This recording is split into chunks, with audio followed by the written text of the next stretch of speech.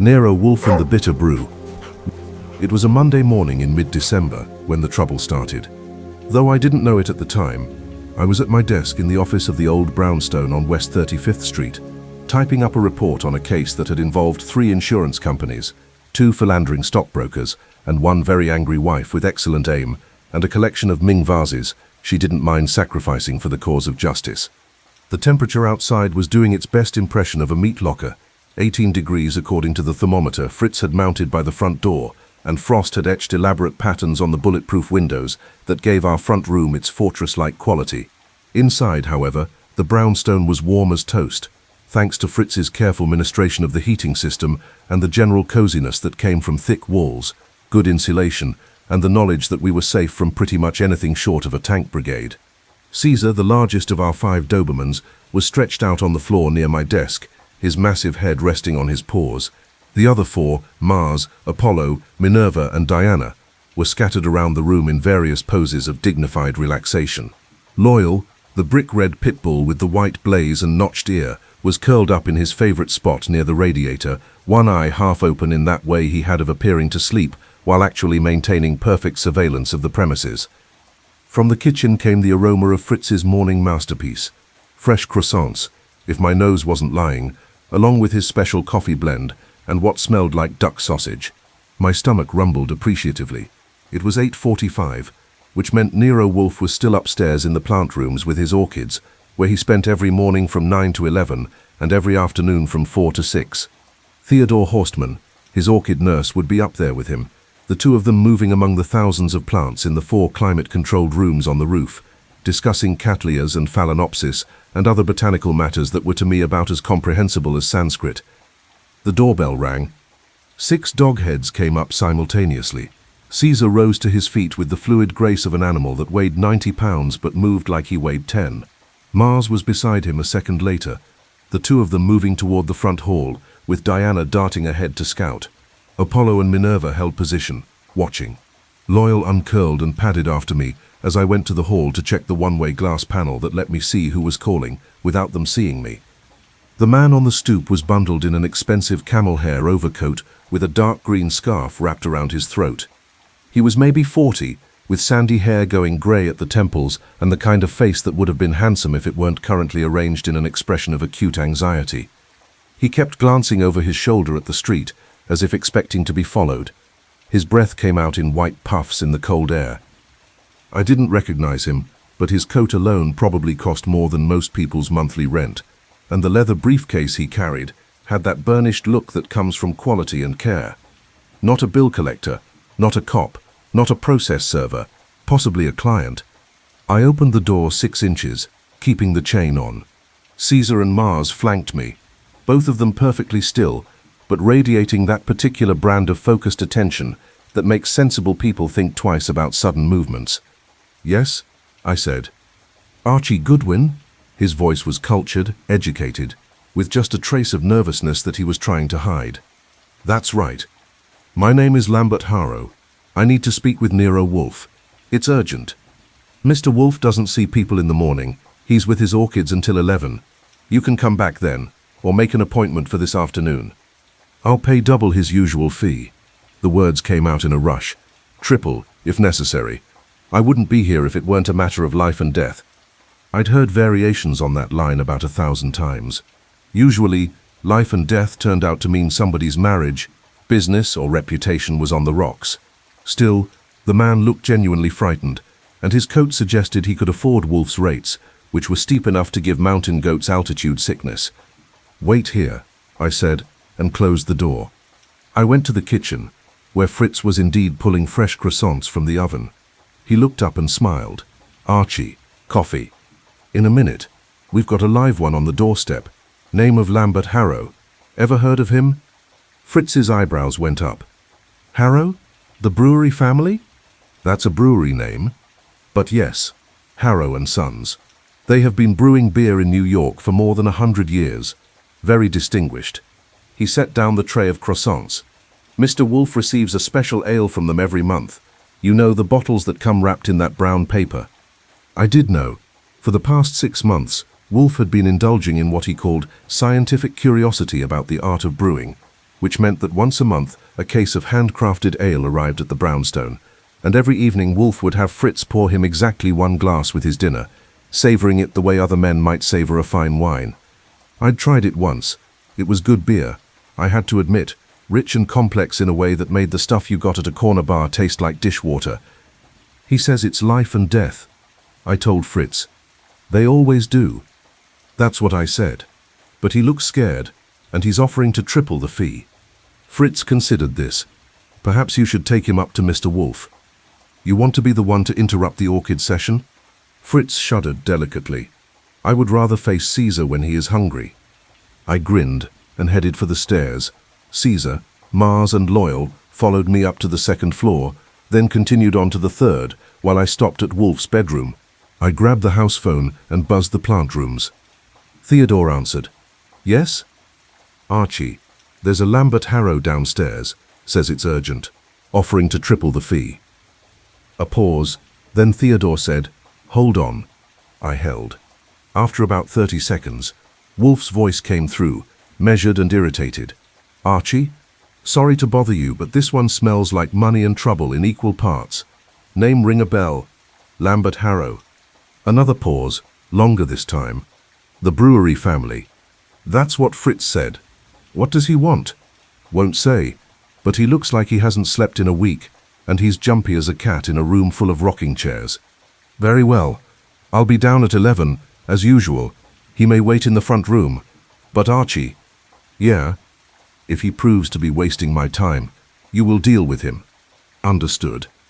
I went back downstairs, unhooked the chain, and opened the door wide. Lambert Harrow stepped inside with visible relief, brushing snow off his shoulders. The dogs watched him with professional interest. Caesar approached and sniffed his hand. Harrow, to his credit, stood still and let himself be examined. Mr. Harrow, I'm Archie Goodwin. Mr. Wolfe will see you at 11. That's a little over 2 hours from now. You can wait in the front room where it's comfortable, or you can go away and come back. Your choice. I'll wait. He looked at Caesar, who had finished his inspection and stepped back. Magnificent animals. They are, and very good judges of character. The fact that Caesar approved of you means you can relax a little. If he hadn't, you'd be waiting outside regardless of the weather. Harrow managed a thin smile. I like dogs. Always have. I led him to the front room, what we called the office, and took his coat. He settled into the red leather chair that faced Wolfe's desk, setting his briefcase on the floor beside him. Mars and Apollo stationed themselves near the doorway. Diana disappeared toward the kitchen, probably to beg treats from Fritz. Minerva jumped up on the couch and curled up, watching our guest with thoughtful brown eyes. Can I get you coffee? I asked. Well, please. Black, no sugar. I went to the kitchen, poured 2 cups, and brought them back. Harrow wrapped his hands around the mug, like a man trying to warm himself from the inside out. I settled behind my desk and pretended to work on the insurance report while actually keeping an eye on him. He didn't fidget, which was in his favor, didn't try to make small talk, which was also good. He just sat there, sipping his coffee and staring at nothing, his mind clearly 1,000 miles away, or possibly just a few miles north, at whatever brewery the Harrows operated. At 10:30, Fritz brought in a fresh pot of coffee and a plate of his croissants. Harrow ate 2 of them with the mechanical efficiency of a man who needed fuel, but didn't taste it. I had 3, because Fritz's croissants are not to be wasted on people with their minds elsewhere. At 11 o'clock exactly, the elevator descended from the plant rooms. I heard the doors open, the sound of Wolfe's footsteps in the hall. He weighs 1/7 of a ton, and doesn't believe in light footfalls, and then he appeared in the doorway. Nero Wolfe is not a small man. He's not even a medium-sized man. He is in fact enormous, though he prefers terms like well-proportioned or substantial. He stood there in the doorway for a moment, filling it completely, his massive head tilted slightly as he regarded our visitor. He was wearing a yellow shirt that fit him like a circus tent, brown trousers, and yellow house slippers. His dark eyes, set deep in his large face, surveyed Lambert Harrow with the cool appraisal of a jeweler examining a stone of uncertain quality. Sir, Wolfe said and crossed to his desk. Getting Wolfe from point A to point B is like watching a monument decide to take a stroll. He moved with ponderous dignity, settled into his custom-made chair, the only one in the house that would hold him, and arranged himself. Then he looked at Harrow and said, "Well." Harrow set down his coffee cup. "Mr. Wolfe, I need your help. My family is in danger, and I believe someone is trying to destroy everything we've built over 5 generations." "Murder?" Wolfe asked, his tone suggesting he was merely clarifying a point of fact. "Not yet," Harrow said, "but I'm afraid it's coming." Wolfe leaned back in his chair, which creaked in protest, and laced his fingers over his belly. "I'm a detective, Mr. Harrow, not a bodyguard. If you fear for your physical safety, I suggest you contact the police or hire professional security." "I've already hired security. 3 men, all armed, all experienced. They're watching the brewery around the clock." Harrow's hands tightened on the arms of his chair. "But this isn't about someone breaking down doors, Mr. Wolfe. It's about sabotage, subterfuge. Someone who knows our business intimately is trying to ruin us, and I can't figure out who or why." "Then perhaps you should explain the situation," Wolfe said. "Economically. I have lunch at 1:15. Harrow took a breath. "My family has been brewing beer in New York since 1889. My great-great-grandfather, Josiah Harrow, came over from England and established Harrow & Sons in a small facility in Brooklyn. We survived prohibition by pivoting to near beer and other beverages. After repeal, we rebuilt. We're not a large operation. We only produce about 15,000 barrels a year, but we've built a reputation for quality and craftsmanship." "I'm familiar with your product," Wolfe said. "The India Pale Ale you deliver monthly is adequate."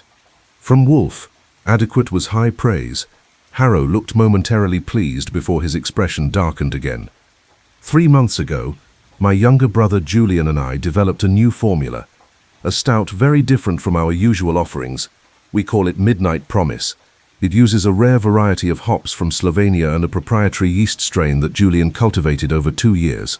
The flavor profile is unlike anything else on the market, rich, complex with notes of dark chocolate and espresso, but with a unique bitter finish that comes from a special blend of bittering agents. "I presume you intended to patent this formula?" Wolfe asked. "We filed for a patent on the yeast strain and the brewing process. Yes, the launch was scheduled for tomorrow. A major event, press coverage, buyers from 3 restaurant chains, investors from as far away as California." Harrow's voice dropped. "But last week someone broke into our facility. They bypassed the security system, got into the cold storage area where we keep the yeast cultures, and contaminated them. All of them. It'll take Julian 6 months to rebuild the strain from scratch." "Did you report this to the police?" "Yes. They investigated, found no signs of forced entry, said it was probably an inside job, and advised us to fire any disgruntled employees." "We don't have any disgruntled employees, Mr. Wolfe. Our staff is small, 23 people, and most of them have been with us for years. They're family." Wolfe grunted. "Nevertheless, someone with access to your facility and knowledge of your security system compromised your product. Logic suggests an inside actor. That's what I thought at first. But then other things started happening." Harrow pulled a folded paper from his breast pocket and handed it to me. I passed it to Wolfe, who unfolded it and read, his lips pursing. It was a letter, typed on plain white paper with no letterhead. "The price of pride is poison. Call off the launch or watch everything you've built turn bitter. You have 3 days." "When did you receive this?" Wolfe asked. "Yesterday morning. It was slipped under the door of my office at the brewery." "Have you called off the launch?" "We postponed it. We had no choice. Without the yeast culture, we can't produce Midnight Promise. But I haven't cancelled it entirely. I've told the press it's delayed 2 weeks while we make final refinements." Harrow's jaw tightened. "Someone is trying to terrorize us into giving up, Mr. Wolfe. I won't do it. This beer represents years of work, significant investment, and the future of our company. If we can't innovate, we'll be crushed by the big corporate breweries." "Who knew about the formula?" I asked. Harrow turned to me. "Julian and I developed it together. Our head brewer, Klaus Reinhardt, was involved in the production side. My assistant, Penelope Walsh, handled the paperwork for the patent. And our financial advisor, Maxwell Gould, knew about it because we borrowed against the company to fund the launch." "No one else?" Wolfe asked. "I told my wife Beatrice, but only in general terms. She knows we're launching a new product, but not the specifics of the formula." "And your brother's wife?" Harrow's expression flickered. "Julian isn't married. He was engaged to a woman named Lydia Brennan 2 years ago, but they broke it off. She was a chemist, actually worked for us for a while in product development, but she left under difficult circumstances. Define difficult. She wanted a larger stake in the company, felt her contributions to our recipes weren't being properly valued. Julian offered her a raise and a better title, but she wanted equity, 10%. My father, who was still alive then, refused. Lydia quit and threatened to start her own competing brewery. Harrow rubbed his temples. She hasn't, as far as I know. Last I heard, she was working for Greystone Brewing in New Jersey. I made a note. Lydia Brennan, ex-fiancée, chemist, grudge. Wolfe shifted his bulk. Mr. Harrow, sabotage and threatening letters suggest malice, but they don't require my services. They require patience and basic investigative work. What exactly do you want from me? I want you to find out who's behind this before they succeed in destroying us, and I want you to do it quickly, because I have reason to believe the threat is escalating. Harrow's voice dropped. Yesterday afternoon, someone tried to run me off the road. I was driving back from our distribution warehouse in Yonkers. A black sedan, no plates, came up behind me on the sawmill and tried to force me into the guardrail. I managed to evade them, but barely. Did you report this to the police? Yes. They're investigating, but they haven't found the vehicle. Wolfe was silent for a moment, his eyes half closed. Then he said, "Your fee for the year's supply of India Pale Ale is adequate compensation for my interest in your brewery's welfare. However, if you wish me to investigate this matter and identify the person responsible, my standard retainer is $25,000, payable in advance, plus expenses. Against that retainer, I charge $100 per hour for my time and $50 per hour for Mr. Goodwin's." Harrow didn't blink. Done. I'll have my bank wire the funds this afternoon. Very well. Wolfe glanced at the wall clock. It's now 11:40. Mr. Goodwin will visit your brewery this afternoon and examine the scene. He will also interview your staff and family members. I will require a complete list of everyone who had knowledge of or access to the formula for Midnight Promise. You'll have it. Harrow stood, relief visible in his posture. Thank you, Mr. Wolfe. I know my father would have been grateful. He was a great admirer of your work. Indeed, I never met him. No, but he followed several of your cases in the newspapers. He particularly enjoyed reading about the Prenorchid matter. Harrow smiled slightly.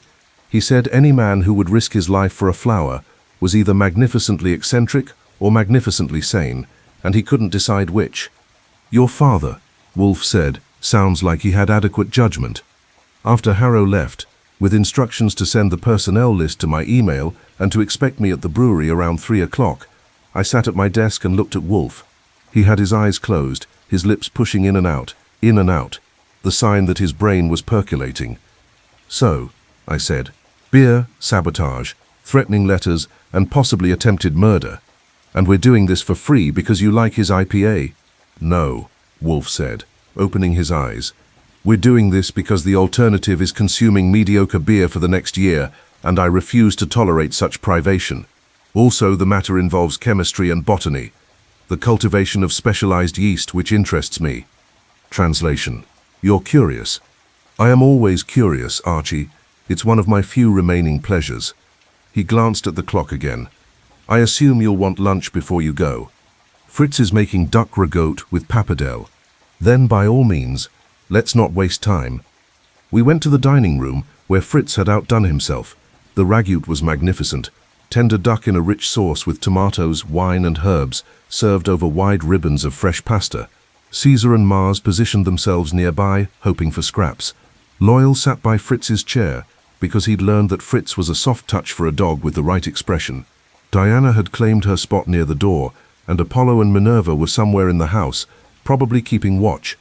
I'll need to take one of the dogs with me, I said between bites. The brewery is in Red Hook, and I might be there after dark. Take Loyal, Wolfe said.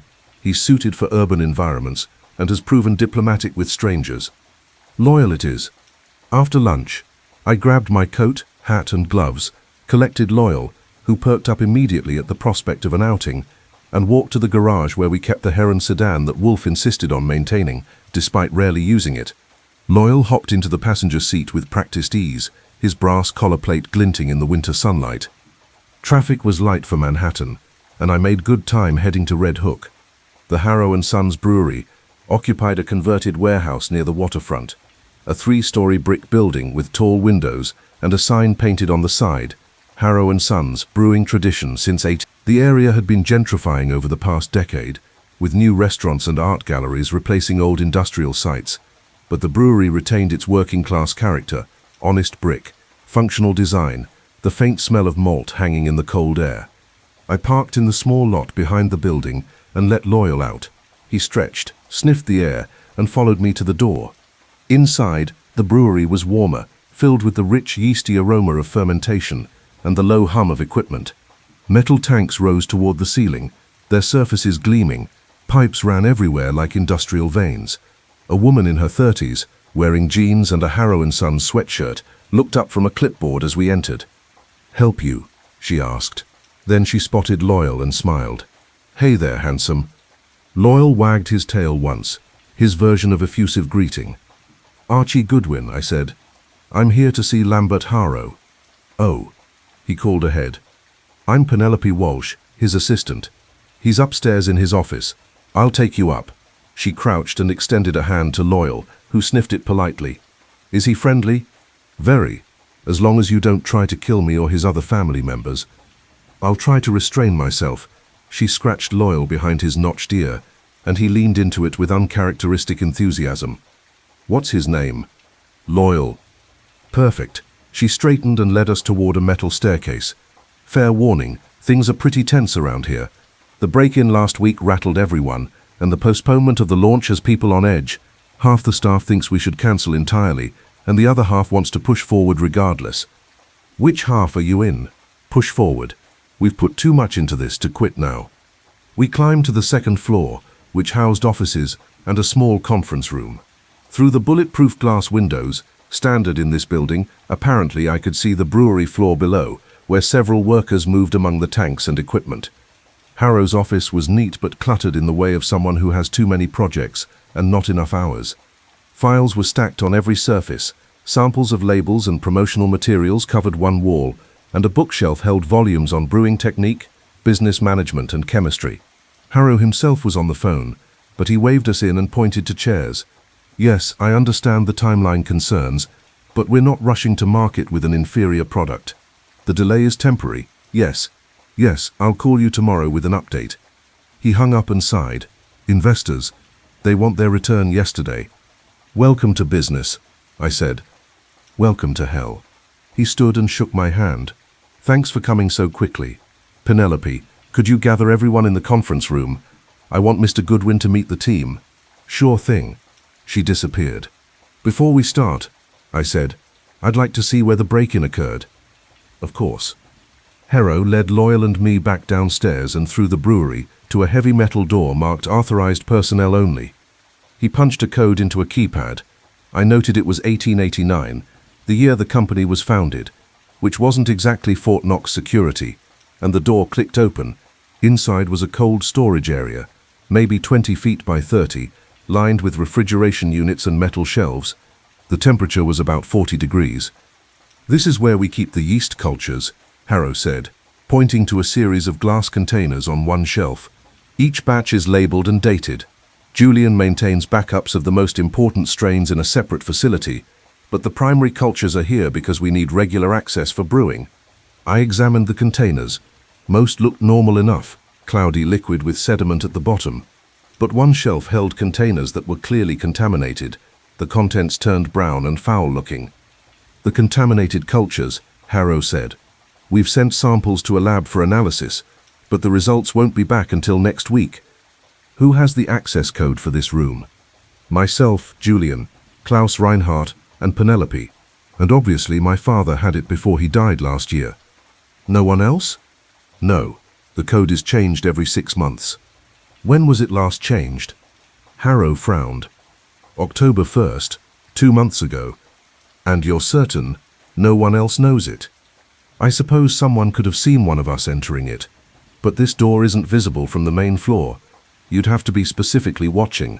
I walked around the room, checking for other points of entry. There was one window, high up on the wall, maybe 2 feet square. It was covered with security bars, and hadn't been opened in years, judging by the dust and grime around the frame. The police found no signs of forced entry. I asked. None. They said whoever did this either knew the code or had a key. You said there are no keys, just the electronic keypad. Right. I filed that away. Either the contamination was an inside job, or someone had figured out the code. Neither option was comforting. Back in the conference room, I met the Harrow and Sons team. There were 7 people present. Julian Harrow, Lambert's younger brother, maybe 35, tall and thin with wire-rimmed glasses and the distracted air of someone whose mind was always 3 steps ahead of his body. He had the same sandy hair as Lambert, but his was longer and messier. He nodded to me but seemed more interested in a notebook he was carrying, filled with handwritten formulas and diagrams. Klaus Reinhardt, the head brewer, a barrel-chested man in his 50s with a grey beard and strong hands, scarred from years of manual work. German accent, thick but clear. He gave Loyal a long look, then smiled. A working dog. Good. I like working dogs. Beatrice Harrow, Lambert's wife, an attractive woman in her 40s with auburn hair pulled back in a French twist. She wore a designer dress that seemed out of place in a brewery, and her perfume cut through the smell of malt and hops. She gave me a cool, appraising look that suggested she was sizing me up as either an ally or a threat. Maxwell Gould, the financial advisor, sleek and polished in a 3-piece suit, with black hair slicked back and the kind of smile that probably worked well in boardrooms but made me want to count my fingers after shaking his hand. Early 40s, expensive watch, Italian shoes. Iris Kowalski, quality control supervisor, mid-20s, with short dark hair, a sleeve of tattoos on her left arm, and an intense, focused expression. She sat slightly apart from the others, taking notes on a tablet. Dominic Fletcher, sales and distribution manager, late 30s, athletic build, with the easy confidence of someone who spent his life convincing people to buy things. Friendly smile, firm handshake, but there was something watchful in his eyes. And Penelope Walsh, whom I'd already met. I stood at the head of the table with Loyal sitting beside me and gave them my standard introduction. I'm Archie Goodwin, working for Nero Wolfe. Mr. Wolfe has been retained by Lambert Harrow to investigate the sabotage of your yeast cultures and the threats against the company. I'll be asking each of you some questions. I'd appreciate honest answers, because the sooner we identify who's behind this, the sooner everyone can get back to normal. Assuming, Beatrice said, that there is a normal to get back to.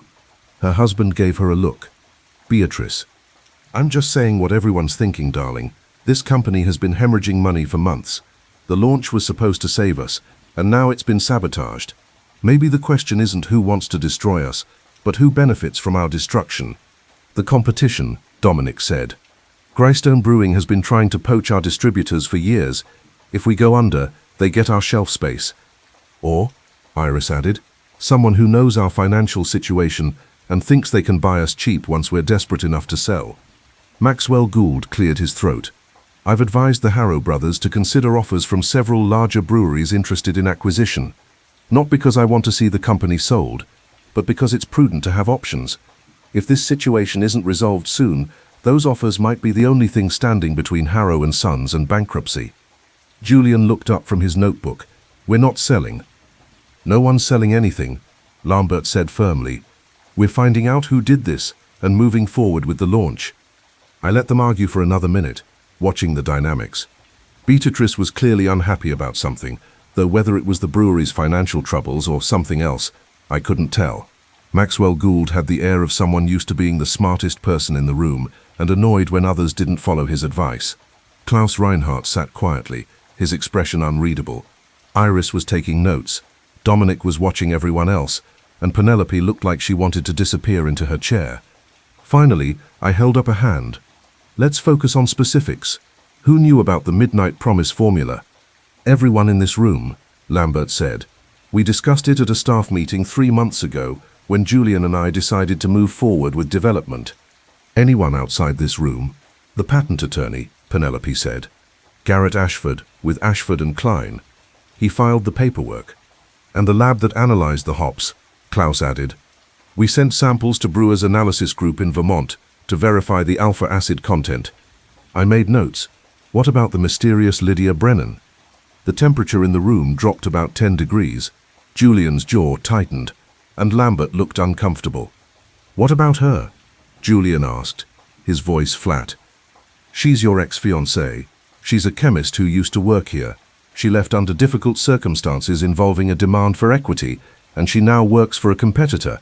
That makes her a person of interest." "Lydia wouldn't sabotage us," Julian said. "We parted on difficult terms, yes, but she's not malicious." "People change," Beatrice said, "especially when they feel they've been cheated out of what they deserve." She wasn't cheated. She developed 3 of our most successful recipes and was offered a salary increase and a fancy title instead of the partnership she asked for. I'd call that being cheated. Julian stood abruptly. "Lydia was offered a fair deal. She refused it and left. That's business." "Gentlemen," I said, "and ladies, let's stay focused. Julian, when's the last time you spoke with Lydia?" 6 months ago.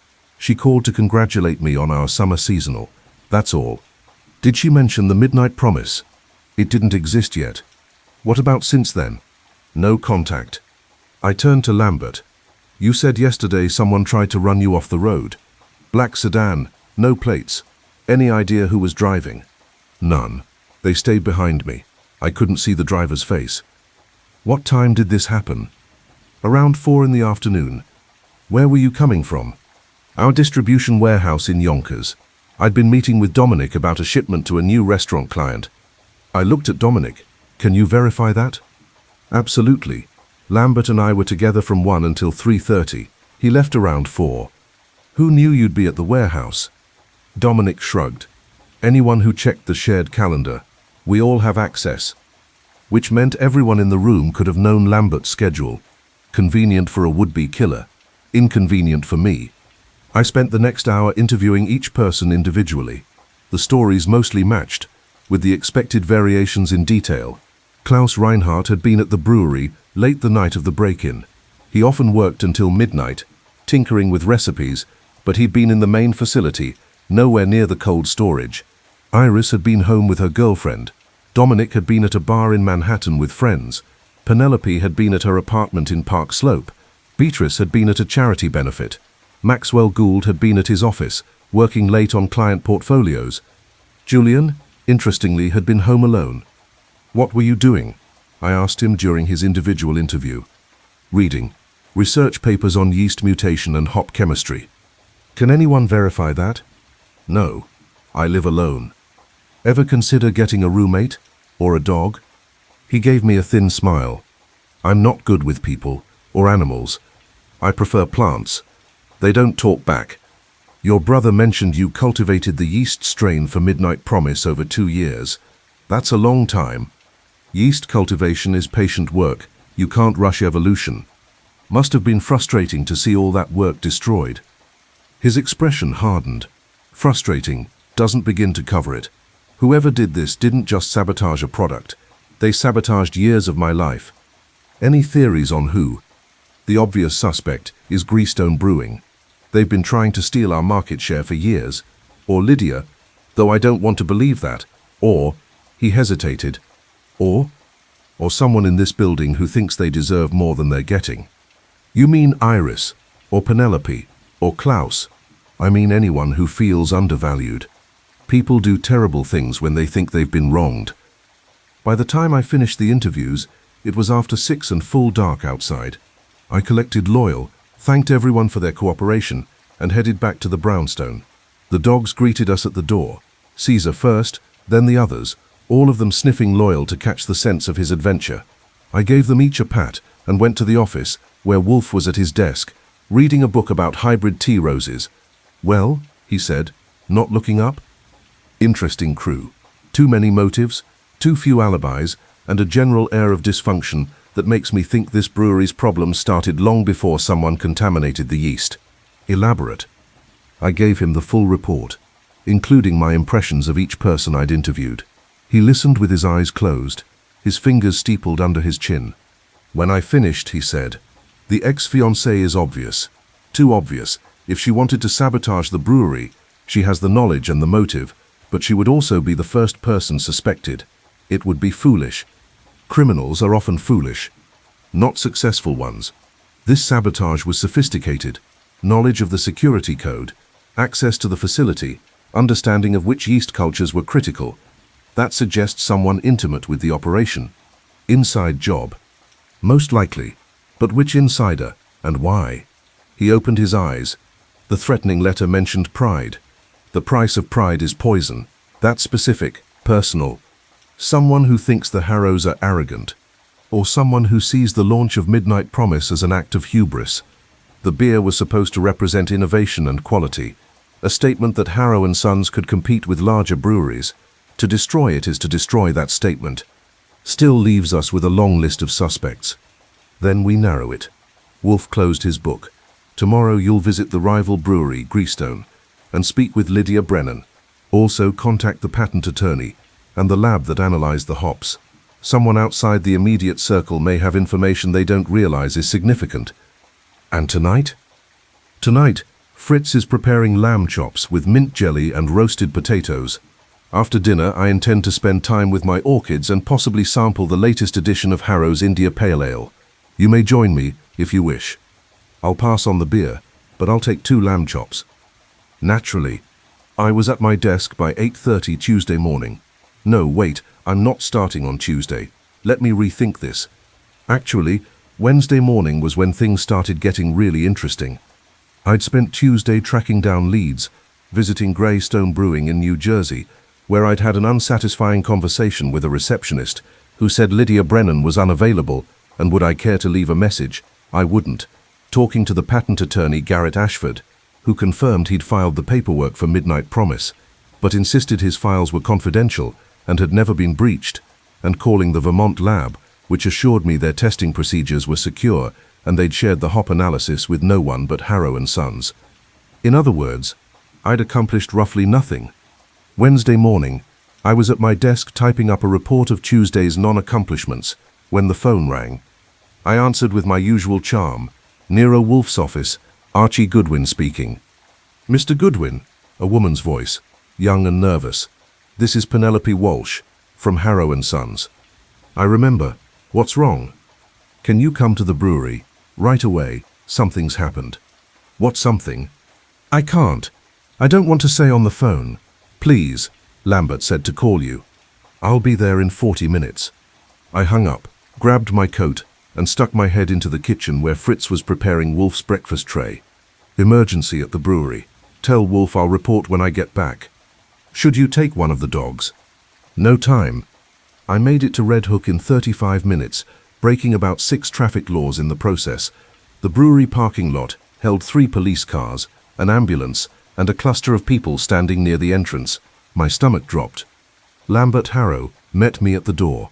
His face was pale, his eyes red. Julian's dead.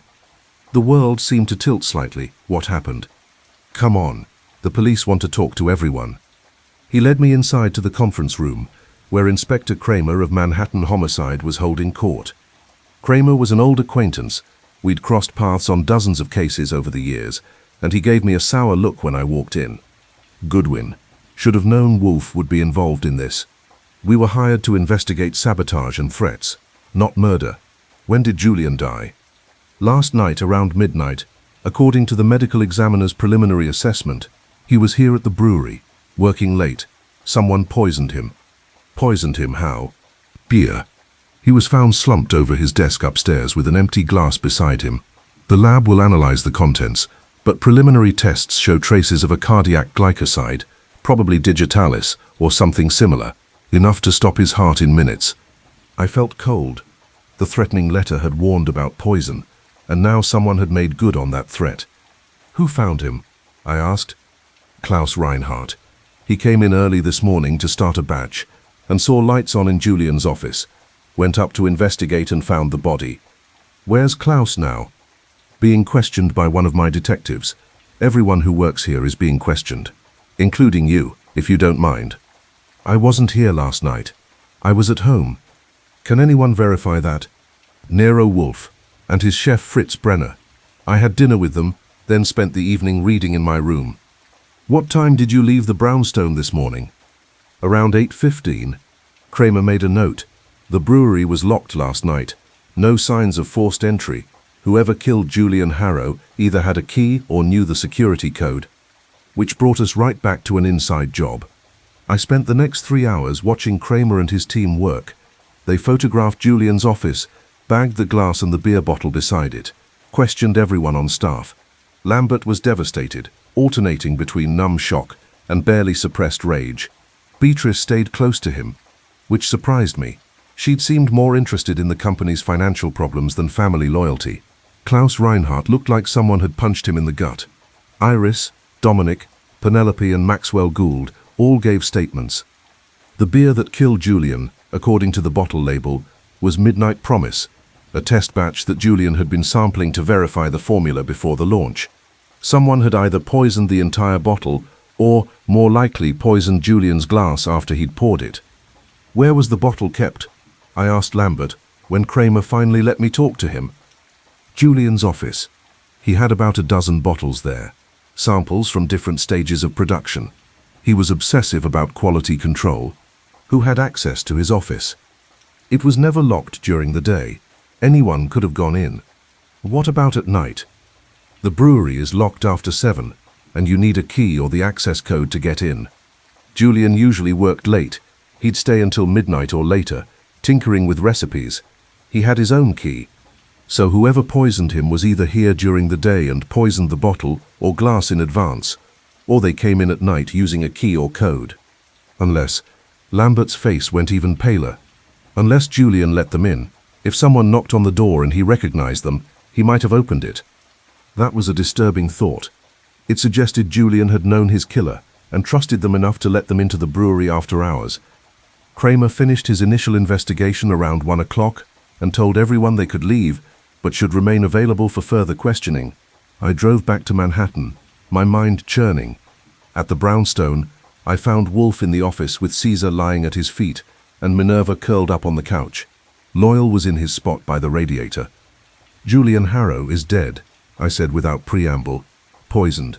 Digitalis or something similar, in a glass of his own beer. The beer that was supposed to launch the company into a new era. Wolfe's eyes opened. He'd been napping, or what passed for napping with him, half dozing while his brain processed information. When? Last night, around midnight. He was working late at the brewery. Someone either poisoned the beer in advance or came in while he was there and did it then. The police? Kramer's handling it. He's treating it as murder, obviously. No signs of forced entry, so either the killer had a key or Julian let them in. Or, Wolfe said, the killer was already inside. That stopped me. You think someone hid in the brewery until everyone left, then went to Julian's office and poisoned him? It's one possibility.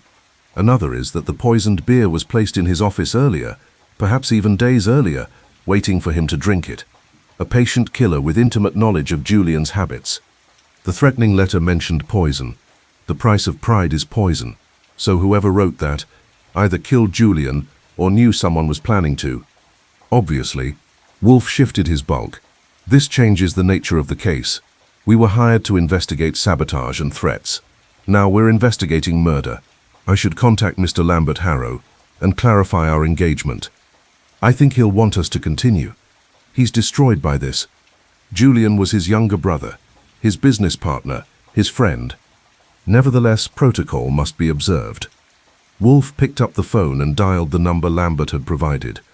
After a brief conversation in which Wolfe expressed condolences and confirmed our continued engagement at the original fee, he waived the increase that murder usually commanded. Given the circumstances, he hung up. We proceed, he said. But Archie, I want you to be cautious. Whoever poisoned Julian Harrow is ruthless and clever. They've eliminated one half of the leadership team. Lambert may be next, which means you may be in danger by association. I can handle danger. I'm sure you can. Nevertheless, take Apollo with you tomorrow. He's an excellent scout and will alert you to threats. What about tonight? Tonight, you'll have dinner here, where it's safe. Fritz is making coq au vin. Then you'll compile everything we know about this case. Every interview, every piece of evidence, every suspicion, and we'll review it together. Someone in that brewery is a killer. We need to identify them before they strike again. He was right, of course. Murder has a way of escalating, One death often leads to another, especially when the killer feels threatened or thinks they've gotten away with it. I spent the evening writing up a comprehensive report while Wolfe read in his chair, and the dogs dozed around us. Fritz's coq au vin was magnificent, chicken braised in red wine with mushrooms, onions, and bacon, served with crusty bread for soaking up the sauce. I ate 2 helpings and still wanted more. After dinner, Wolfe and I returned to the office. I handed him my report, and he read it slowly, his lips moving slightly as he absorbed the information. When he finished, he set it aside and looked at me. "The key to this case," he said, "is the yeast culture. Julian spent 2 years developing it. It was the foundation of Midnight Promise, the element that made the beer unique. When that culture was destroyed, the launch was delayed. When Julian was killed, the launch became impossible.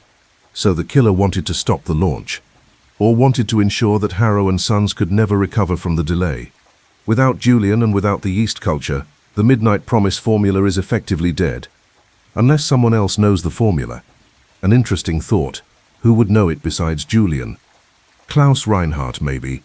He was the head brewer, worked closely with Julian on production. Or Iris. She's quality control, so she'd have access to the formula for testing purposes. Or, Wolfe said, the formula was recorded somewhere.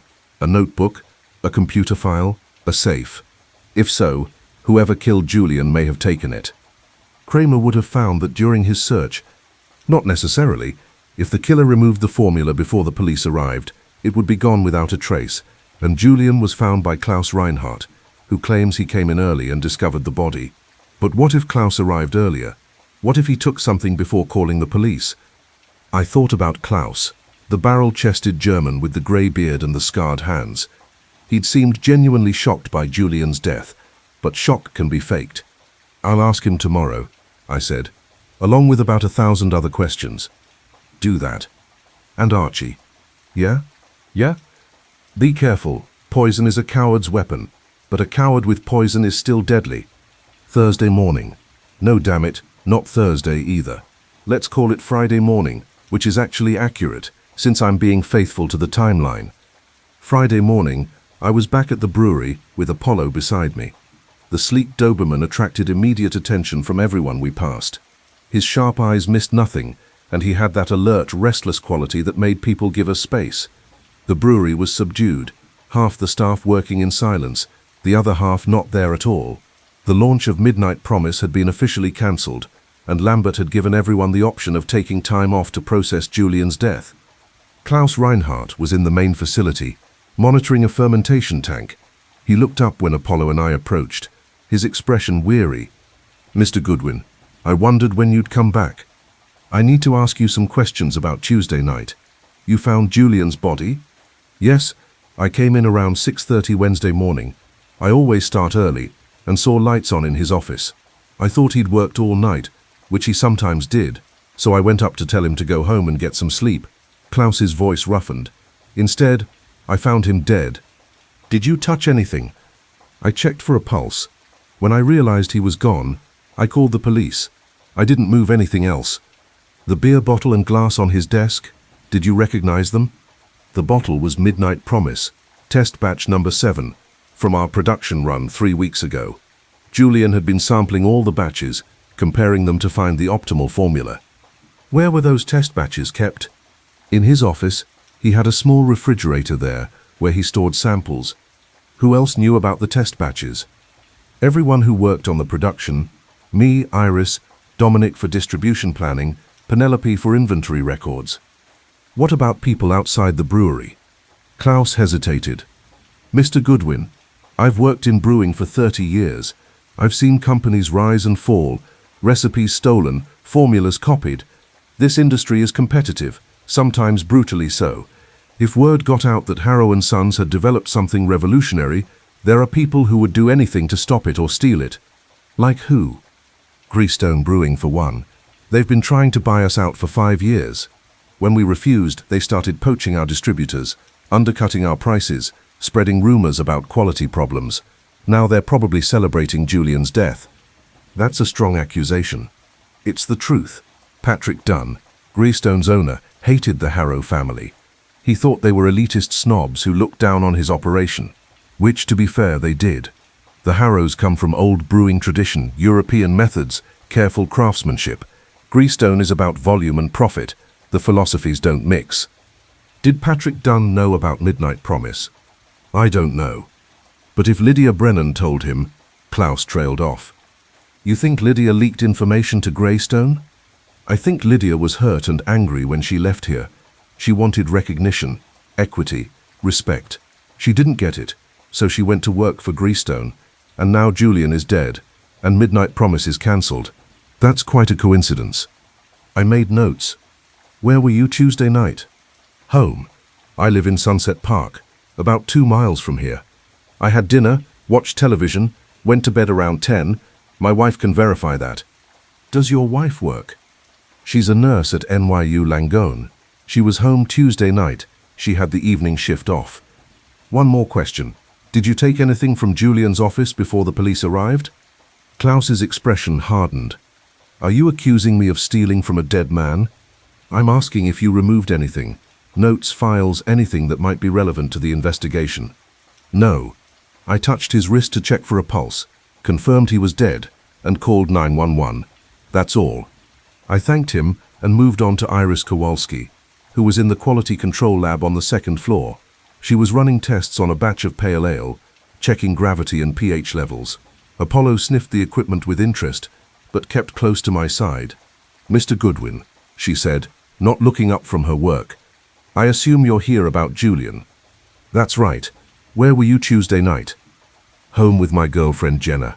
We had dinner around 7, watched a movie, went to bed around 11. Can she verify that?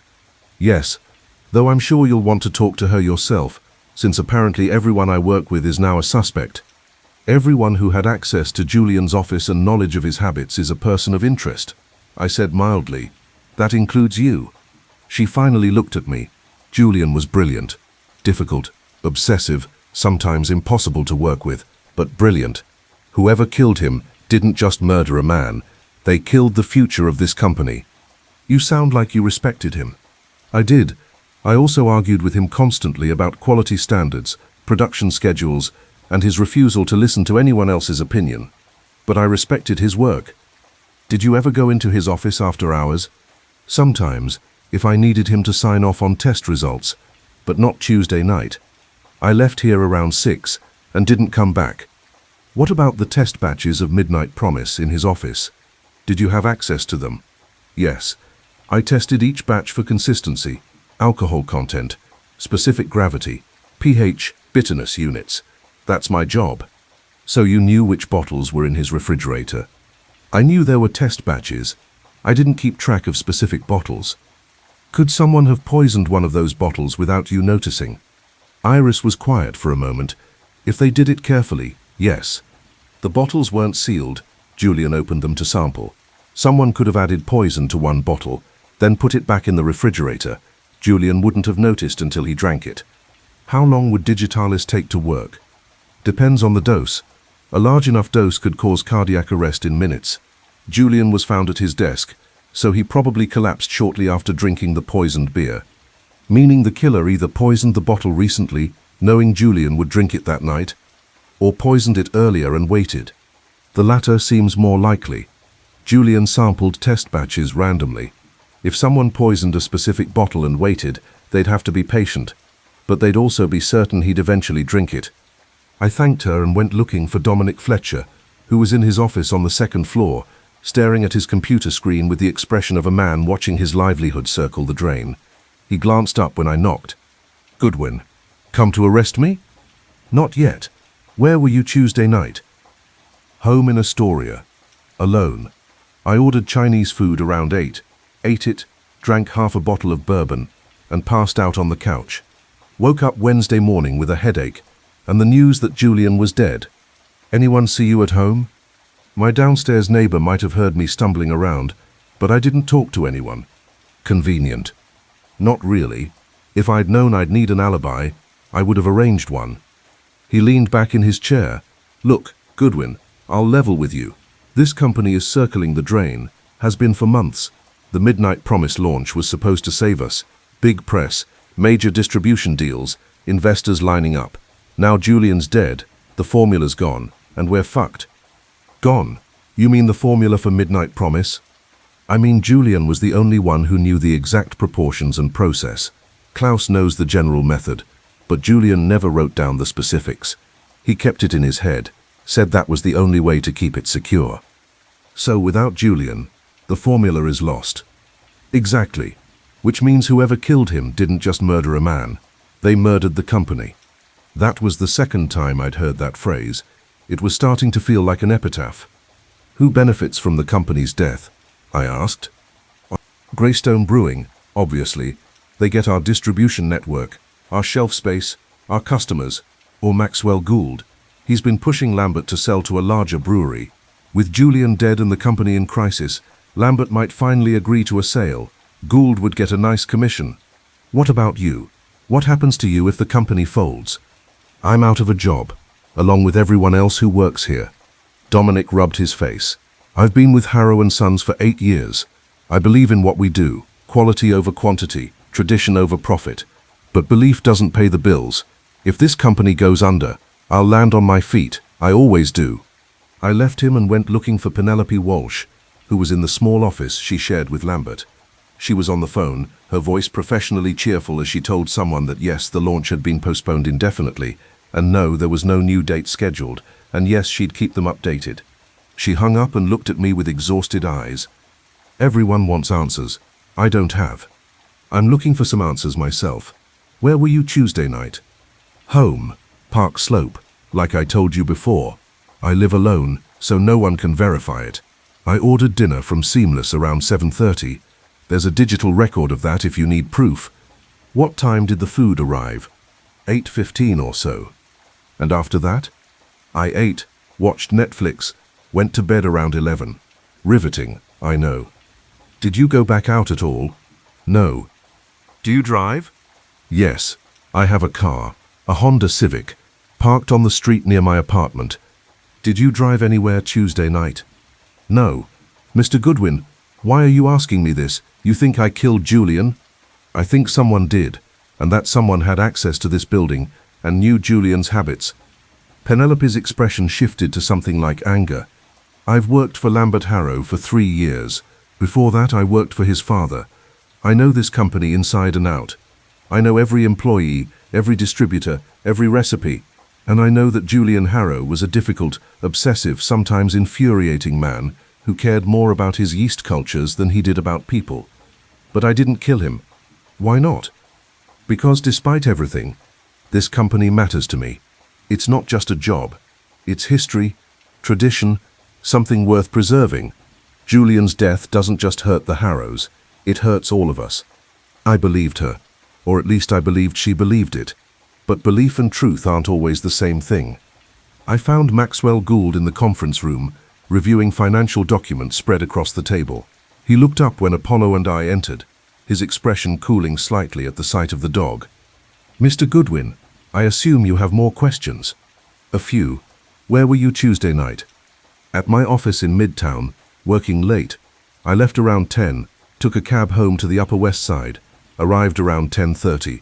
My doorman can verify the time. What were you working on? Client portfolios, end-of-year tax planning, nothing related to Harrow & Sons. When did you last speak with Julian? Monday afternoon. He called me about the financial projections for Midnight Promise. He wanted to know how much revenue we could expect in the first quarter. What did you tell him?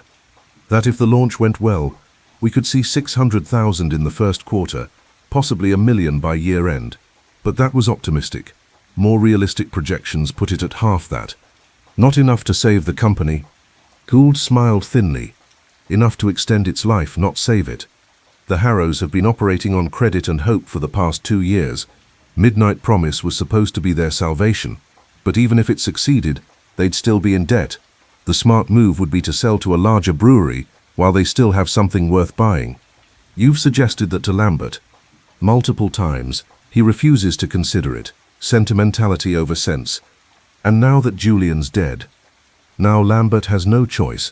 Without Julian, there's no innovation, no new products, no future. The company will limp along for another year, maybe 2, then collapse. Or Lambert can sell now, get a decent price, and preserve his family's legacy under new ownership. Who would buy them? Several possibilities. Greystone is the obvious candidate. They've made offers before, but there are national chains that might be interested in acquiring a prestige craft brand. Brooklyn Brewery, Sam Adams, even one of the big corporate brewers, looking to add a boutique line. You'd get a commission on the sale. I would, 5% per my contract, but that's not why I'm recommending it. I'm recommending it because it's the smart financial move. And Julian's death makes that move more likely. Gould's expression hardened. If you're implying I had something to do with his murder, you're wrong. I'm a financial advisor, not a killer. Yes, I'd benefit from a sale, but I'd benefit more from a successful, growing client than a dead one. I left him and went looking for Beatrice Harrow, who was in Lambert's office, speaking quietly on her cell phone. She saw me and quickly ended the call. Mr. Goodwin, any progress? Some. I need to ask you about Tuesday night. Where were you? Home. Lambert and I had dinner around 7. Then I went to bed early. I had a headache. Was Lambert home all night? Her expression flickered. He was home when I went to bed around 9:30. I assume he was still there when I woke up Wednesday morning. You assume? We have separate bedrooms. I can't account for his whereabouts while I was asleep. Has your husband been acting strangely lately? Anxious? Worried about anything specific? He's been worried about everything. The company's finances, the sabotage, the threats, Julian's obsessiveness, and now Julian's death. She paused. My husband is not a killer, Mr. Goodwin. He loved his brother. Love and murder aren't mutually exclusive. Perhaps not, but Lambert is incapable of violence. He's a businessman, not a murderer. What about you? Me? She laughed, a sharp sound without humor. What possible motive would I have for killing Julian? Your husband's company is failing. Julian's death might push Lambert to sell, which would solve your financial problems. If I wanted Lambert to sell, I'd convince him to do it. I wouldn't murder his brother. Maybe you tried to convince him and he refused. Beatrice stood, her eyes cold. I think this conversation is over. Unless you have evidence to support your accusations, Mr. Goodwin, I suggest you leave. I left. Outside, Apollo and I walked to the parking lot. The Doberman had been perfect company, quiet, watchful, intimidating.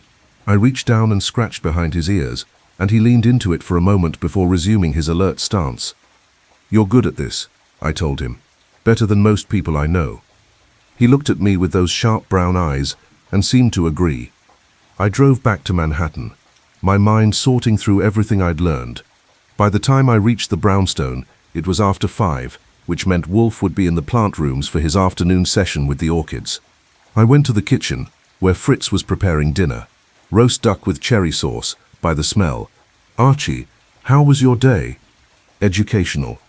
How many ways can people lie without technically lying? I counted at least 7. Fritz smiled. Then you had a typical day for a detective. Pretty much. What's for dinner? Duck, wild rice with mushrooms, haricots verts, and a tartine for dessert. I love you, Fritz. I know.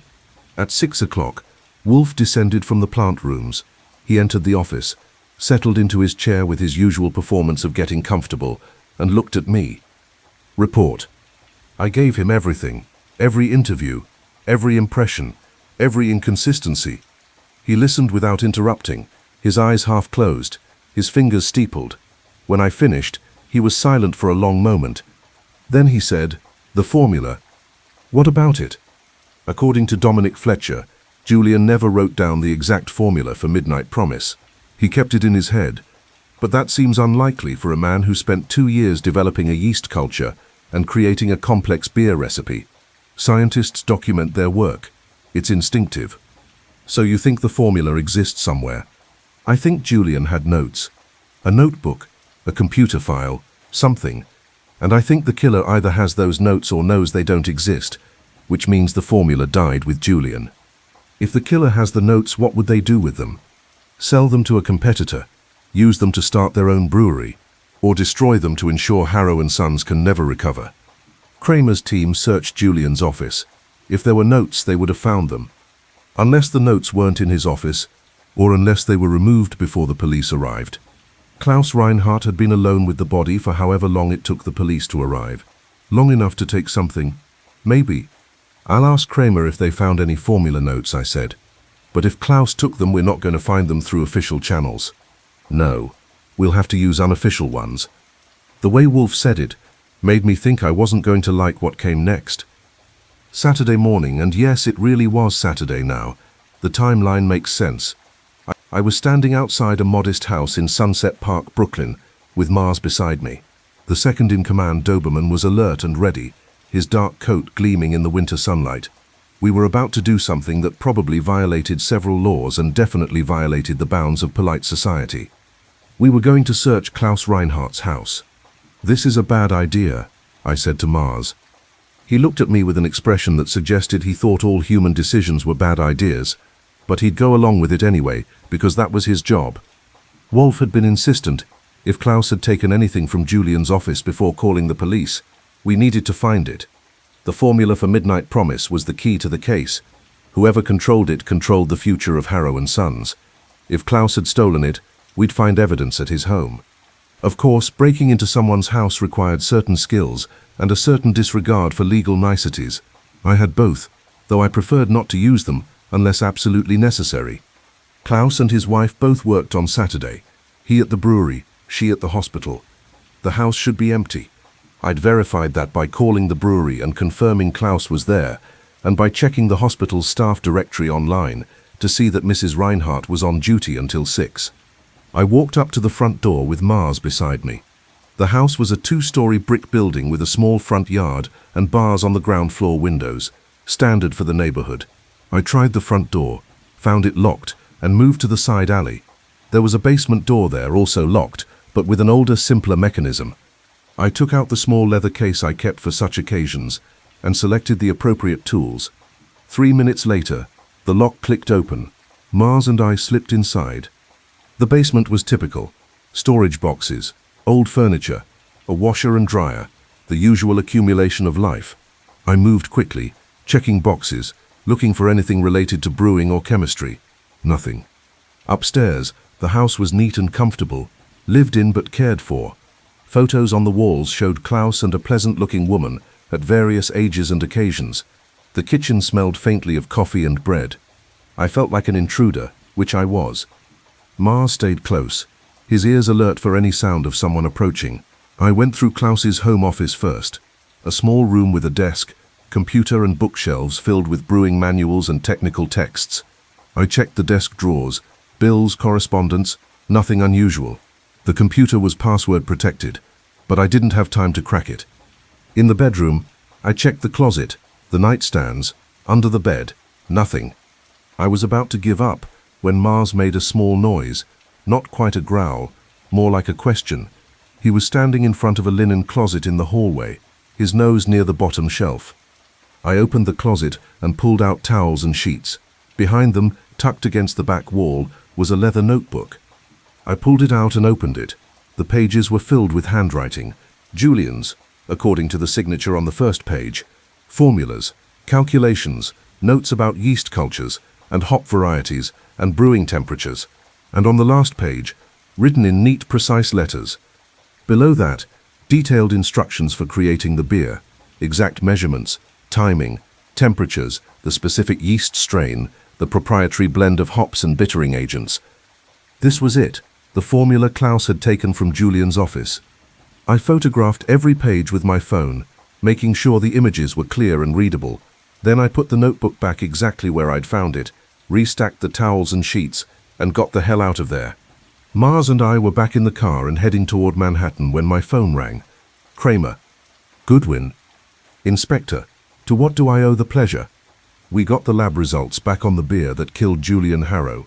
It was poisoned with oleandrin, not digitalis. Same effect, cardiac arrest, but different source. Oleandrin comes from oleander plants. Which means whoever poisoned him had access to oleander. It grows wild in some parts of the country, but it's not common in New York. Could someone order it online? Possibly. Or they could have extracted it from ornamental plants. Some people grow oleander for decoration, not realizing how toxic it is. Anyone at the brewery grow oleander? We're checking, but I thought you might want to know. Thanks, Inspector. I appreciate it. I hung up and thought about oleander. Wolfe would know about it. He knew about all plants, toxic and otherwise, but the fact that the poison came from a plant suggested someone with botanical knowledge, someone who might have access to a variety of plants. Like, say, someone who spent his mornings among thousands of orchids. But that was ridiculous. Wolfe wasn't the killer. He had no motive, no opportunity, and no reason to care about Harrow and Sons beyond his monthly supply of decent beer. Unless... No. I was grasping at shadows. Back at the brownstone, I found Wolfe in the office with Loyal at his feet. I handed him my phone with the photos of Julian's notebook. Klaus took it from the office before calling the police, I said, probably within minutes of finding the body. He stashed it at his house, thinking no one would look there. Wolfe scrolled through the photos, reading carefully. Interesting, and foolish of him to keep it. If he'd destroyed the notebook, we'd never know it existed. Maybe he couldn't bring himself to destroy 2 years of Julian's work. Or maybe he planned to use the formula himself, either to recreate Midnight Promise or to sell it to a competitor. Either way, it doesn't look good for him. No, it doesn't. Wolfe set down the phone. But possession of the formula doesn't make him a murderer. It makes him a thief and an opportunist. So who's the murderer? I don't know yet, but I know this. The person who killed Julian Harrow had botanical knowledge enough to extract oleandrin from oleander plants and access to Julian's office. They also had patience, because the poisoning was planned and executed carefully. This wasn't a crime of passion, it was premeditated murder. Which brings us back to Klaus. He has botanical knowledge. He's been brewing beer for 30 years, working with hops and barley and yeast. He had access to Julian's office, and he was the one who found the body. He also took the formula, which suggests he has plans for it. But that doesn't necessarily mean he killed Julian to get it. He might have simply seized an opportunity after Julian was already dead. So we're back to a long list of suspects. We are, but the list is narrowing. Wolfe leaned back in his chair. Kramer said the poison was oleandrin. That eliminates anyone without access to oleander plants. Tomorrow you'll visit every location connected to this case and determine who might have such access. What about tonight? Tonight, Fritz is making cassoulet. After dinner, we'll review everything we know and see if a pattern emerges. Dinner was magnificent, as always. Fritz's cassoulet was rich and hearty. White beans, duck confit, pork sausage, all slow-cooked until the flavors melded into something approaching culinary perfection. I ate until I couldn't move, then ate a little more because Fritz's food demands that kind of commitment. After dinner, Wolfe and I returned to the office. I laid out everything we knew on a large sheet of paper. Suspects, motives, opportunities, inconsistencies. Wolfe studied it in silence, his lips pushing in and out. Finally, he said, the threatening letter mentioned pride. The price of pride is poison. That's specific. It suggests the killer sees this as a moral issue, that the Harrows' pride, their belief in their superiority, deserves punishment. Which fits Lydia Brennan. She felt disrespected, undervalued. Killing Julian could be her revenge. Possibly. But it could also fit someone else who feels the Harrows have been arrogant or dismissive. Klaus Reinhardt, for instance, who has worked for the family for decades, but was never given equity or recognition. Or Iris Kowalski, who tests the beer but doesn't get credit for quality control. Or even Beatrice Harrow, who married into the family and might feel she's been treated as an outsider. Beatrice doesn't have botanical knowledge. Are you certain? Many people garden as a hobby. It's not unusual. I'll check tomorrow. Sunday morning, I was back on the road with Diana, the swift Doberman who moved like liquid shadow. We visited every location I could think of that might have oleander plants, botanical gardens, plant nurseries, even a few private homes where I'd seen decorative landscaping.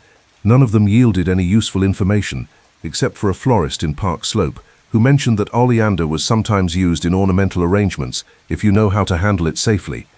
Who buys oleander? I asked. People who want something exotic and don't mind the risk. I've sold maybe 3 plants in the past year. Remember the names of the buyers? Sorry, no. Cash sales, no records. Dead end. I tried a different approach and visited Greystone Brewing in New Jersey. Patrick Dunn, the owner, was a squat, aggressive man in his 50s with a red face and the kind of handshake that announced he had something to prove. He agreed to see me only because I'd called ahead and mentioned I was investigating Julian Harrow's death. Terrible business, Dunn said, though his tone suggested he thought it was anything but terrible. Julian was a smart kid, too smart for his own good, maybe. You knew him? Met him a few times at industry events. We weren't friends, if that's what you're asking. The Harrows thought they were better than everyone else. Old world craftsmanship, family tradition, all that crap. Meanwhile, I'm running a business that actually makes money. You tried to buy Harrow and Sons. 5 years ago, yeah, offered them a fair price. They turned me down flat, said they'd never sell to someone who compromised quality for profit. Like profit is a dirty word. He snorted. Now look at them. One brother dead, the company circling the drain. Should have taken my offer when they had the chance. Do you employ Lydia Brennan? Yeah, she's our lead chemist. Brilliant woman. The Harrows were idiots to let her go. Is she here today? Nope, she's off on Sundays. Works Monday through Friday. Takes weekends off like a normal person. Do you know where she lives? Hoboken. I can give you her address, but I'm not sure she'll want to talk to you. She's pretty private. I got the address and thanked him. Diana and I drove to Hoboken, a small city just across the Hudson from Manhattan. Lydia Brennan lived in a modern apartment building near the waterfront. I buzzed her apartment, and after a long pause, a woman's voice came through the intercom. Yes, Ms. Brennan, I'm Archie Goodwin. I'm investigating Julian Harrow's death. I'd like to ask you a few questions. Silence. Then I don't have anything to say. Please, it'll only take a few minutes. Another pause. Come up, 7th floor. The apartment was small but well furnished, with a view of the Hudson.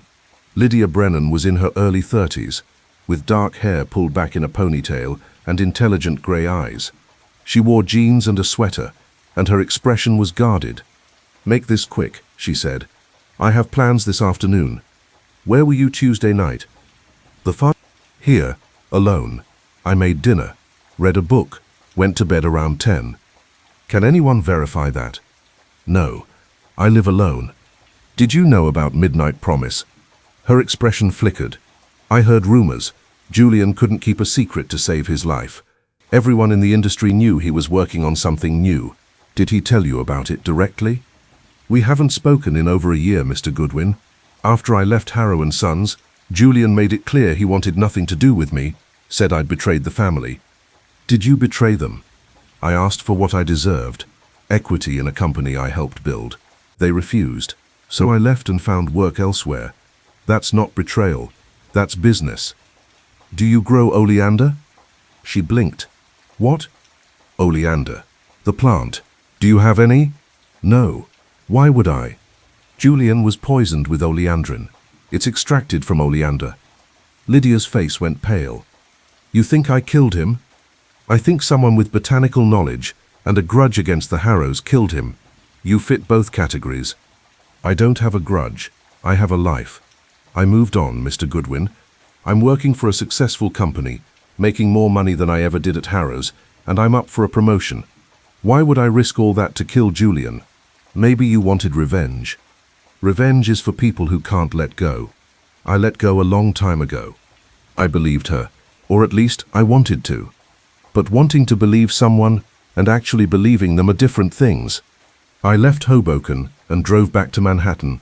Diana had been a perfect companion, watchful, silent, occasionally putting her nose out the window to catch interesting scents. When we got back to the brownstone, the other dogs greeted her enthusiastically, and I went to the office to report to Wolfe. He listened to my account of the day's work, his expression thoughtful.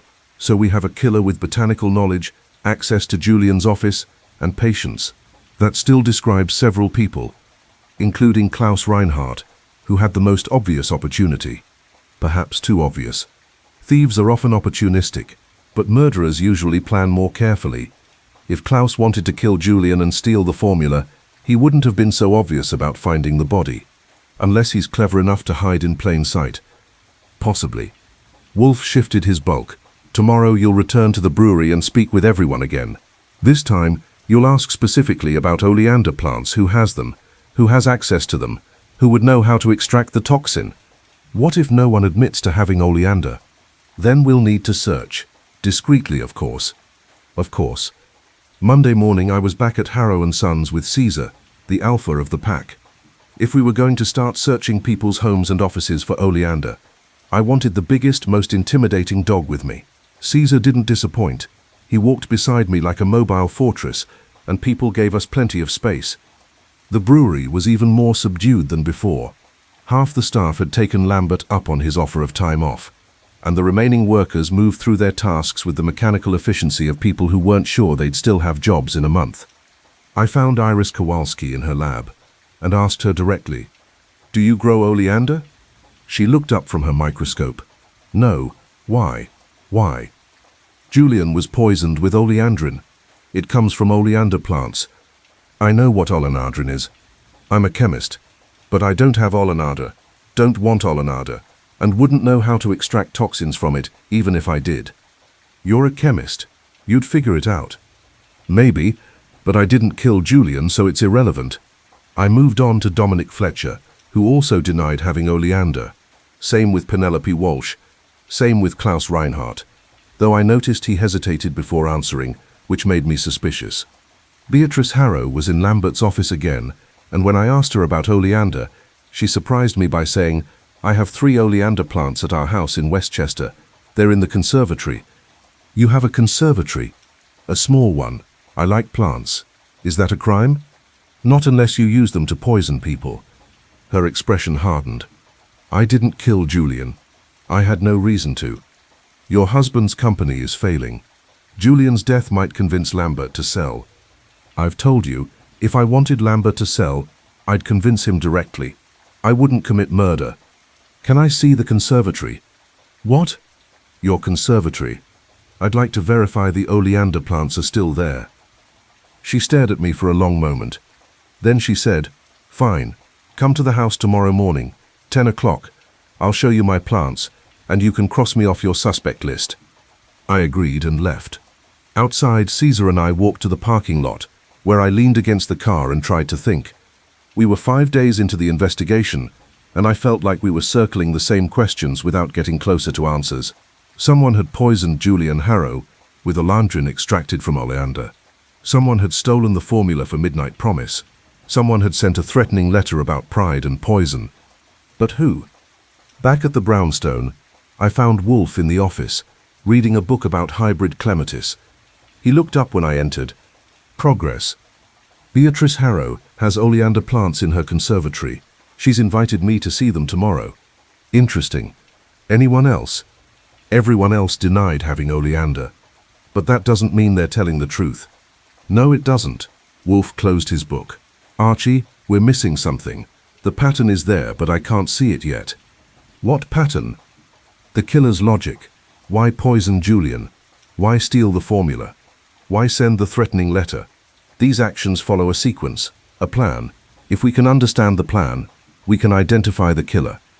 The plan seems pretty obvious. Someone wanted to destroy Harrow & Sons.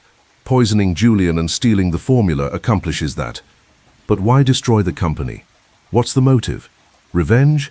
Profit? Ideology? Could be any of those. Could be, but I think it's more personal. The threatening letter mentioned pride. That's an emotional word, not a business word. This killer is driven by something beyond profit. So we're looking for someone who hates the Harrows, or someone who hates what they represent. Pride, tradition, aristocratic craftsmanship, someone who sees them as symbols of elitism and wants to bring them down. That could fit Lydia Brennan, who felt dismissed and undervalued, or Patrick Dunn, who resented the Harrows' superiority complex, or even someone inside the company who'd grown tired of serving the family's legacy. "Tomorrow," I said, "I'll visit Beatrice's conservatory and see if her oleander is intact. If it is, we can probably cross her off the list. And if it isn't, then we have our killer." Tuesday morning. Wait, I need to be more careful about the days. Let me recalculate. Julian died on a Tuesday night. I found the notebook on Saturday. Sunday, I investigated Lydia and Dunn. Monday, I asked about oleander. So Tuesday morning, I would visit Beatrice's house. Actually, let's just skip the day tracking and get to the point. The next morning, I drove to the Harrow house in Westchester with Minerva beside me. The strategist Doberman seemed appropriate for what might be a confrontation. The house was a sprawling colonial, on 2 acres of wooded property, with a circular driveway and the kind of landscaping that cost more than most people's annual salary. Beatrice met me at the door, dressed in expensive casual wear, designer jeans, cashmere sweater, understated jewelry. "Mr. Goodwin, come in." She led Minerva and me through the house to a glass-enclosed conservatory at the back. Inside, the temperature was warm and humid, maintained by a sophisticated climate control system. Dozens of plants filled the space: ferns, orchids, tropical flowers, and yes, 3 large oleander bushes with pink and white blossoms. "There," Beatrice said, gesturing to the oleanders. "Satisfied?" I examined the plants. They looked healthy and intact. No signs that anyone had harvested them for their toxic properties. But that didn't prove anything. Someone could have taken a few leaves or flowers weeks ago, and the plants would have recovered by now. "Where's Lambert?" I asked. "At the brewery. Where else?" "Were you here the night Julian died?" I've already answered that question. Yes, I was here. Lambert and I had dinner. I went to bed early with a headache, and I didn't leave the house. And Lambert. I told you, I can't account for his whereabouts after I went to sleep. Have you ever extracted toxins from plants? Beatrice laughed. What do you think I am? A botanist? I like pretty flowers, Mr. Goodwin. I don't study their chemical properties. But you could learn. There are books, websites, forums about plant toxins. I suppose, but I didn't learn, and I didn't poison Julian. Minerva made a small sound. Not quite a whine, more like a question. She was looking at something in the corner of the conservatory, her body tense. I walked over and looked. Behind a large planter was a small workbench with gardening tools, pruning shears, trowels, gloves, and next to the bench was a book, Toxic Plants, a field guide to North American species. I picked up the book and flipped through it.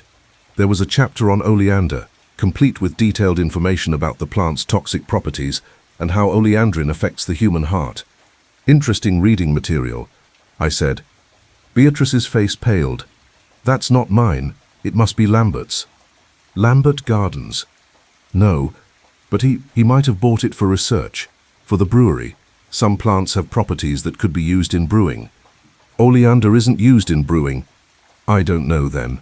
Maybe someone left it here. She was lying. I could see it in her eyes, in the way her hands clenched. But lying about what? The book? Or Julian's murder? Mrs. Harrow, I think you should tell me the truth. I have told you the truth. No, you haven't. You have oleander plants, a book about plant toxins, and no alibi for the night. Julian died. That puts you at the top of the suspect list. I didn't kill him.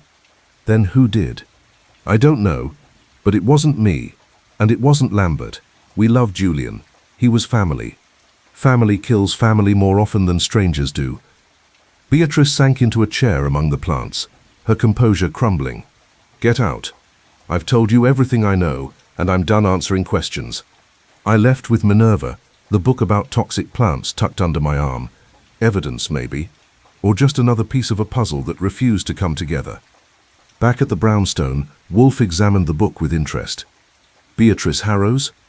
She claims it's not, says it might be Lambert's or someone else's, but it was in her conservatory, next to her oleander plants. Convenient. Too convenient. But it still doesn't prove she killed Julian.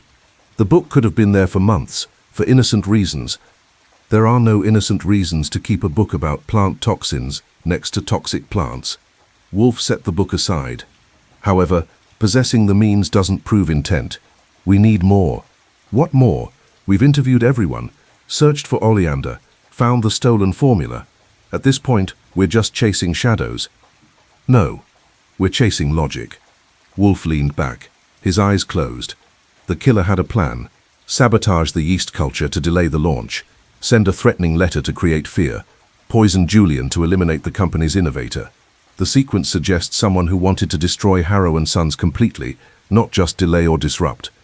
Which brings us back to Greystone Brewing, or Lydia Brennan, or someone inside the company who benefits from its destruction. Who inside would benefit? If the company fails, Everyone loses their jobs, unless someone has been promised a position elsewhere, or unless someone stands to inherit the company once the Harrow brothers are gone.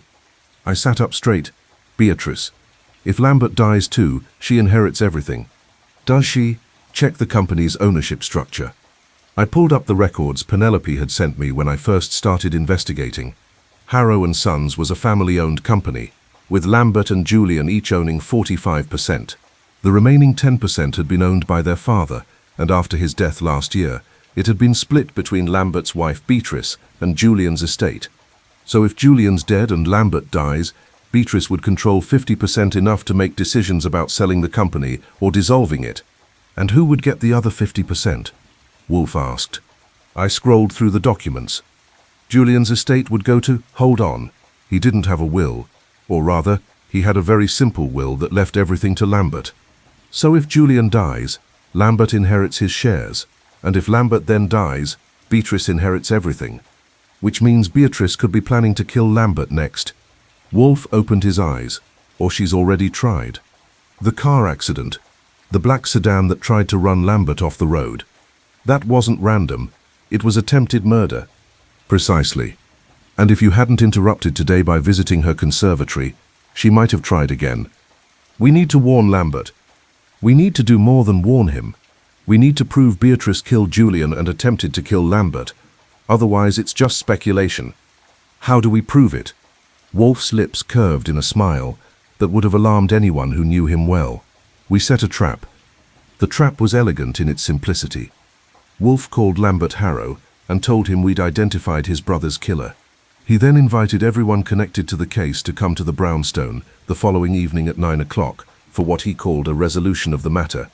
This kind of gathering, what we sometimes called a charade, was one of Wolfe's favorite methods of exposing a killer. Get everyone in one room, lay out the evidence, and watch the guilty party crack under pressure. It didn't always work, but when it did, it was satisfying as hell. The evening arrived cold and clear. Fritz prepared extra chairs in the office, arranging them in a semicircle facing Wolfe's desk. At 8:45, our guests began arriving. Lambert Harrow came first, looking haggard but hopeful. Behind him was Beatrice, her expression cool and composed. Then Klaus Reinhardt, Iris Kowalski, Dominic Fletcher, Penelope Walsh, and Maxwell Gould. Even Inspector Kramer showed up, having been invited by Wolfe as a courtesy, and because we needed a police presence for what was coming. The 6 dogs were positioned around the room, Caesar and Mars flanking Wolfe's desk, Apollo near the door, Minerva on the couch, Diana by the window, and Loyal at my feet. They added to the atmosphere, silent, watchful, intimidating. At 9 o'clock exactly, Wolfe looked at the assembled group and began. Ladies and gentlemen, thank you for coming. I've asked you here because I've identified the person responsible for Julian Harrow's death. Before I name that person, I'll explain how I reached this conclusion. Everyone leaned forward slightly. Beatrice's hands were folded in her lap, perfectly calm. Wolfe continued. Julian Harrow was poisoned with oleandrin, extracted from oleander plants. The poison was added to a bottle of Midnight Promise, the beer he'd spent 2 years developing. He drank it in his office, late at night, and died within minutes. The question is, who had the means, motive and opportunity? The means, oleander plants, and knowledge of how to extract their toxin. Several of you have botanical knowledge. Klaus Reinhardt works with plants daily in brewing. Iris Kowalski is a chemist. Beatrice Harrow grows oleander in her conservatory and owns a book about plant toxins. Beatrice's expression didn't change, but I saw her hands tighten slightly. The motive, Julian's death would delay or destroy the launch of Midnight Promise, which would harm Harrow and Sons financially. Who benefits from that harm? Greystone Brewing, the company's main competitor. Lydia Brennan, who felt cheated by the Harrows and works for Greystone. Maxwell Gould, who would earn a commission on selling the company. Or Beatrice Harrow, who would inherit her husband's shares if he died after Julian. The opportunity. Julian was poisoned in his office, late at night. Whoever killed him either had access to the building or was let in by Julian himself. This suggests someone he knew and trusted. Wolfe paused, his gaze moving across the faces before him. But there's another element to this case, the stolen formula. Klaus Reinhardt took Julian's notebook from his office before calling the police. Why? Klaus's face reddened. I was trying to preserve it. I thought if the company went under, at least the formula would survive. A noble sentiment. Or perhaps you plan to use the formula yourself to recreate Midnight Promise and sell it to another brewery. Either way, your theft was foolish. It made you look guilty of murder when you're merely guilty of theft and poor judgment. Klaus looked like he wanted to protest, but he stayed silent. So, Wolfe continued, we have multiple suspects with various motives. How do we narrow the field? By examining the threatening letter. The price of pride is poison. That phrase tells us the killer sees this as a moral issue, that the Harrow's pride deserves punishment. Who among you would view their pride as worthy of death? Silence. I'll tell you who, Wolfe said. Someone who loved Julian Harrow, but hated what he represented. Someone who saw Midnight Promise as an act of hubris, an attempt to elevate the family's status through innovation and excellence. Someone who wanted to stop that elevation because it would forever place them in Julian's shadow. He looked directly at Lambert Harrow. You killed your brother. The room erupted. Beatrice gasped. Kramer sat forward. Lambert stared at Wolfe with an expression of absolute shock. That's insane, Lambert said. Julian was my brother. I loved him. I don't doubt you loved him, but you also resented him. He was the brilliant one, the innovator, the creator. You were the business manager, the administrator, the man who kept the lights on while Julian pursued his dreams. Midnight Promise was supposed to be a joint effort, but in reality it was Julian's creation, his genius. If it succeeded, he would get the credit. You would remain in his shadow. That's not true. It is true. Your wife confirmed it. She told Mr. Goodwin that you'd been anxious about Julian's obsessiveness, worried about the company's future. But that anxiety wasn't about finances. It was about your place in the family legacy. If Midnight Promise succeeded, you'd be remembered as Julian's brother, not as an equal partner. Lambert stood, his face pale. I didn't kill him. I couldn't. You could, and you did. You have oleander plants in your wife's conservatory, which you access freely. You have the book about plant toxins, which Beatrice claimed was yours when confronted. You extracted oleandrin from the oleander, added it to a bottle of Midnight Promise in Julian's office when he wasn't looking, and waited. When he died, you acted devastated, but in truth you were relieved. This is madness. Lambert turned to Kramer. Inspector, you can't believe this. Kramer's expression was neutral. Mr. Wolfe, do you have evidence? I have deductive logic. Lambert Harrow had means, motive, and opportunity. He also attempted to kill himself, or rather, staged an attempt, when he claimed someone tried to run him off the road. That was theater, designed to make him look like a victim rather than a perpetrator. There was no black sedan. There was only Lambert, creating a false narrative to divert suspicion. You're wrong, Lambert said, his voice shaking. I didn't kill Julian, and I didn't stage anything. Someone did try to run me off the road. Then who? Wolfe asked. Who would want both you and Julian dead? I don't know, but it wasn't me. I watched Beatrice. She hadn't said a word since Wolfe's accusation, but her expression had shifted from calm to something else, calculation. She was weighing options, deciding something. Then she spoke. It was me. Everyone turned to stare at her. What? Lambert said. I killed Julian, Beatrice said, her voice steady. Not Lambert. Me. Wolfe tilted his head slightly. Explain. Julian was going to destroy us. Not intentionally, but through his obsession. He'd poured everything into Midnight Promise. Money we didn't have. Time we couldn't spare. Energy that should have gone into keeping the business stable. Lambert couldn't see it because he loved his brother too much. But I could see it clearly. Julian was leading us to ruin. So you poisoned him, Wolfe said. I extracted oleandrin from my oleander plants. I studied the book about plant toxins until I understood the dosage needed. Then I went to the brewery one afternoon when Julian was in the plant rooms and added the poison to one of the Midnight Promise bottles in his refrigerator. I knew he'd drink it eventually. It was just a matter of waiting. And the car incident? Kramer asked. That was real. I hired someone to run Lambert off the road. Not to kill him, but to scare him. I wanted him to think we were both in danger, so he'd hire protection, maybe even agree to sell the company. But Mr. Goodwin started investigating, and I realized I'd made a mistake. I should have just let Julian's death look like natural causes. Lambert was staring at his wife with absolute horror.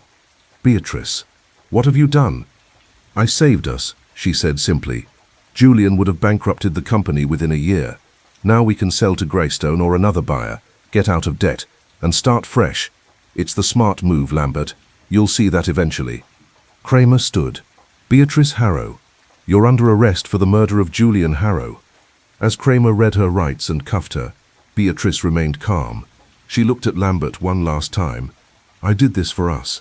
Remember that." Then she was gone, led out by Kramer and two uniformed officers who'd been waiting in the hall. The office was silent except for the soft breathing of the dogs. Lambert sat down heavily, his face in his hands.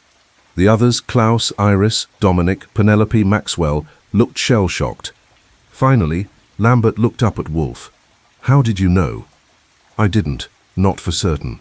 But the logic pointed to either you or your wife, and when I accused you, she confessed to protect you. Love, it seems, manifests in unexpected ways." "She killed my brother." "Yes, and she did it believing she was saving you. Whether that makes her crime more or less terrible, I leave to you to decide." Lambert stood, swaying slightly. "I need to go. I need to think." I walked him to the door, got him a cab, and watched him drive away. When I returned to the office, everyone else had left except Wolfe, the dogs and Fritz, who'd appeared with a tray of beer, Harrow and Sons India Pale Ale. "To Julian Harrow," Wolfe said, raising his glass, "who died for his brother's pride and his wife's ambition." I drank to that, though the beer tasted bitter in my mouth. 3 weeks later, I got a letter from Lambert Harrow. He'd sold the brewery to a national craft beer company for a price that covered his debts and left him with enough to start over. Klaus Reinhardt had been hired by the new owners to continue his work. Iris, Dominic, and Penelope had all found positions elsewhere. The formula for Midnight Promise, retrieved from Klaus's house, had been given to the new owners. They planned to release it as a tribute to Julian, with all profits going to a scholarship fund for aspiring brewers. Beatrice Harrow was awaiting trial. She'd pled not guilty, though her confession in front of witnesses made conviction likely. As for us, we continued to receive our monthly supply of India Pale Ale, per the original agreement. Wolfe pronounced it adequate, which meant he'd solved another case to his satisfaction. The dogs, of course, got extra treats. Caesar, Mars, Apollo, Minerva, Diana, and Loyal had all played their parts, whether by intimidation, companionship, or simply being present. They were as much a part of the brownstone as Fritz's cooking or Wolfe's orchids. And me? I was back at my desk, typing up the insurance report I'd abandoned, when Lambert Harrow first walked through our door. Some cases stick with you longer than others. This one, with its bitter brew and bitter ending, would stay with me for a while. But that's the job. You solve the case, you move on, you wait for the next client to ring the doorbell and bring their troubles into your life. In the meantime, there was lunch. Fritz was making osso buco, and I wasn't about to miss that.